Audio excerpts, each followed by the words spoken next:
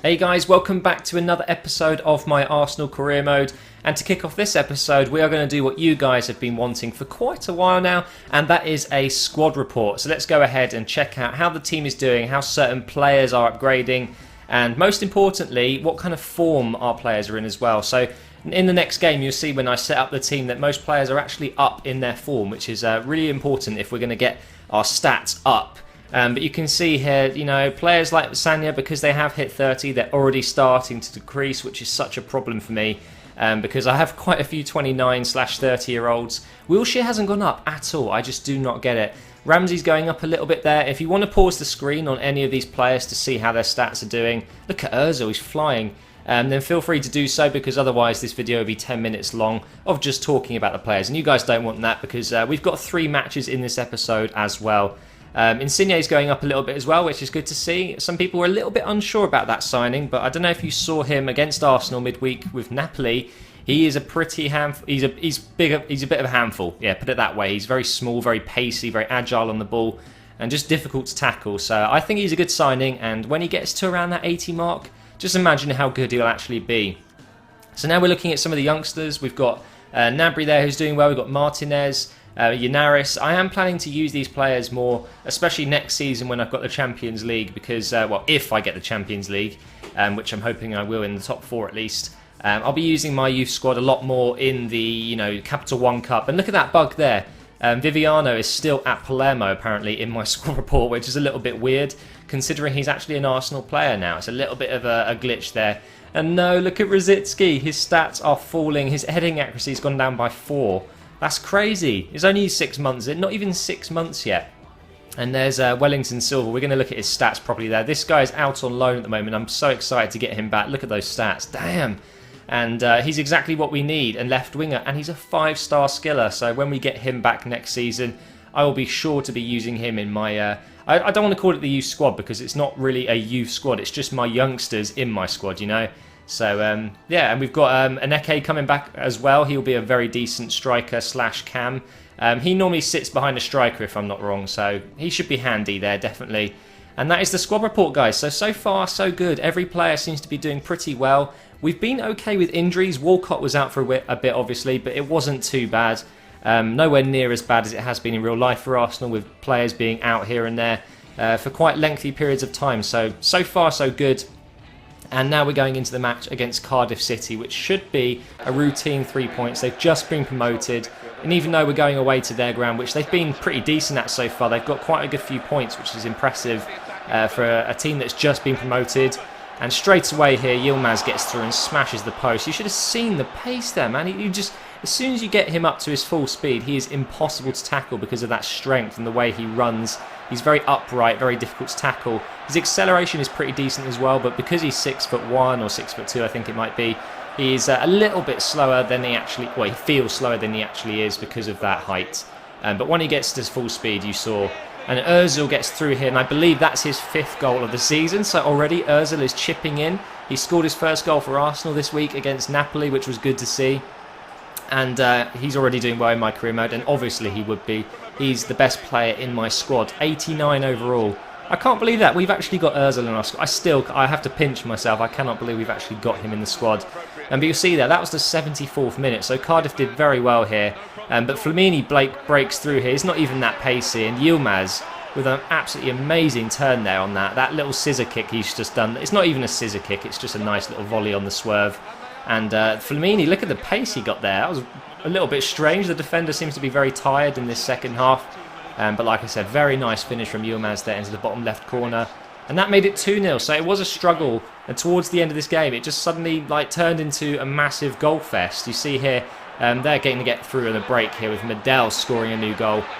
First goal for his career, I think, at Cardiff City. I still can't believe he's gone to Cardiff. It's a little bit of a weird transfer, that.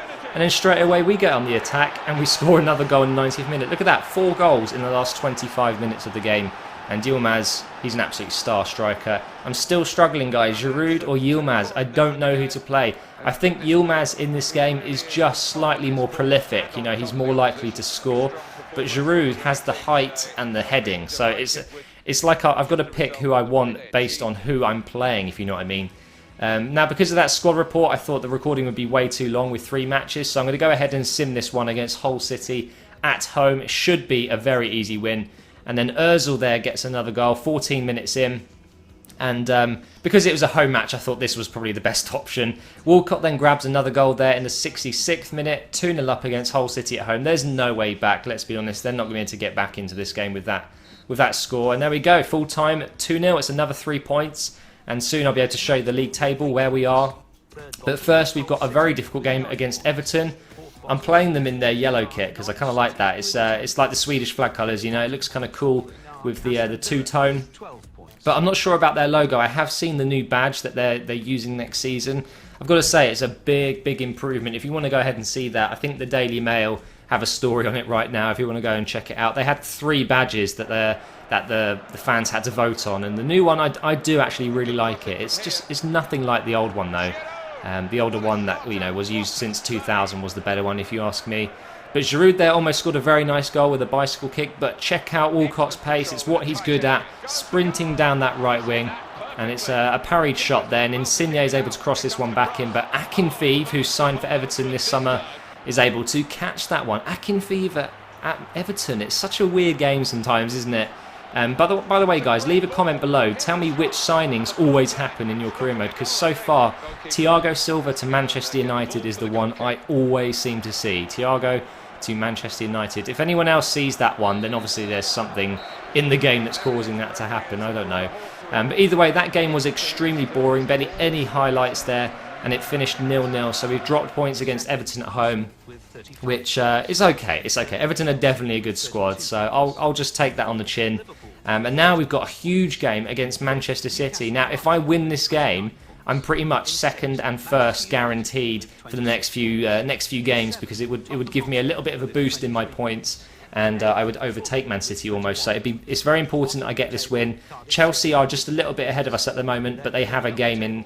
We have a game in hand. So this game here is huge. It's an absolutely huge game, and I really needed to get the win here.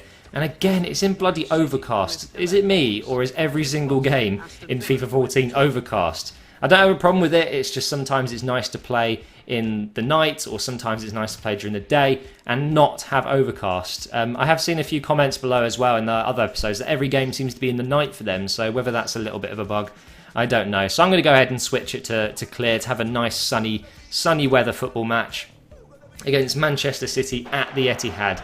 Like I said, a big game, and I'm dreading this game in real life because it will be a tough one. Although Man City are having a bit of a wobble, aren't they, at the moment? After the 4-1 win against Manchester United, they've kind of dipped in form.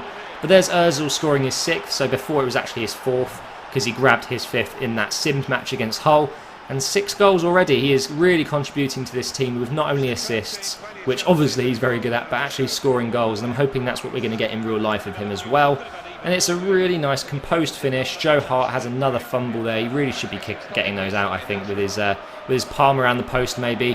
But Jovetic supplies Aguero. Why do they put Kun in his name over his head? I don't know. Aguero would do it for me, but what a header. He just peels away from Koscielny. Now you'll see in the replay, I don't know what Koscielny was doing. He seemed to be a little bit lost there. You'll see he's chasing Aguero. He's following the ball maybe a bit too much when it comes in, and Chesney doesn't even go for this. Basically, it's a world-class cross from Jovetic there. One of those ones that is just not easy to defend. It's pretty much guaranteed to go in almost every time. And here's Giroud here. Clichy misses the tackle, and we're going to get the cross in here, but Yaya Toure is there to clear that one out. And we were just finding it so difficult to break through this Man City defence. They're very strong back there, especially with Yaya Toure sitting in that CDM role. And this is pretty much how the second half played. It was just constantly losing possession and gaining it, losing it and gaining it. And it was just like that, back and forth, the whole game. Basically, I think we were well matched. But then, in the last few minutes, Flamini picks out an amazing pass for Walcott. He's going to go ahead and score this. No, he's not. Hart is going to produce a very good save in the last few minutes. But can we get the cross in and score from this? And we're going to head it in, are we not? Ah, it's gone. Wait, what? It hasn't gone in. That looked like it went in. We're going to have to look at the instant replay to see what actually happened there. I was very confused. It looked like the ball had gone in and it kind of glitched, and Joe Hart was able to push it out and it didn't count. But you'll see in this replay here, it's a lovely header from Flamini. And it does go outside the post, but Joe Hart kind of glitches through the side netting there and parries it out, or scoops it out, I should say. and it was no goal. And you're going to see from the corner here, nothing comes from it. Walcott kind of gets pushed out to the wing here. We're going to try and get that cross in. Can we get the header? No, we can't. Richards is there. He's such a tower. Smashes that ball out of his head, and the referee will call the end to the game there, guys. And it's another draw. So unfortunately, we can't take advantage of the game we had there to go ahead. And it does mean at the moment we're in second place. However, Man City and Chelsea have a game in hand. Looks like we're going to be third by the next time we play. But the next episode is going to be live, guys. Thank you so much for watching this one, and I'll see you soon.